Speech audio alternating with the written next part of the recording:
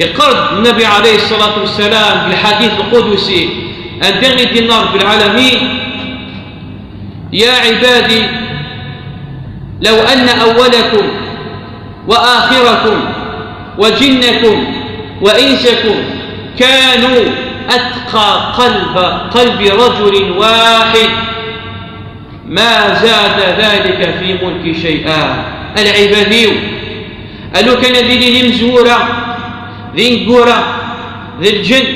ذي الأنس أذي لكن ملان ذي المؤمنين أكن ملان ذي الأتقياء إن يكون في الأرثر النمول إذا زحذي بالملكيو ورث نفع مرة. وفي المقابل لو أن أولكم وآخركم وإنسكم وجنكم كانوا أفجر قلب رجل واحد ما نقص في ملك شيئا. العبادي قالوا كان ذي المزورة ذي القرى ذي الجن ذي الإنس إكي الإنسان ذي الفجار إكي الإنسان ذي الكفار يورز يسنوري تسامن صرف بالعالمين يورز يسنوري أداغ الحقار بالعالمين إنه يكون تغر مرة ويتنقص مرة كان شتا غزو حش ماقل ملكيو أثقر الناس: يا عبادي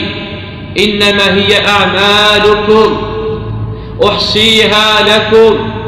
فمن وجد خيرا فليحمد الله ومن وجد غير ذلك فلا يلومن إلا نفسه. العبادي أكن شتغل العميل نول إن كيحسوغكم تيدا أنت في يوم القيامة ما يلف في تكراد الخير ما حمد ربي تشكرطت لأنه رب العالمين يكي وفقك وما يلف في ترى أكن شتني أتشلومت أنا قال العمريش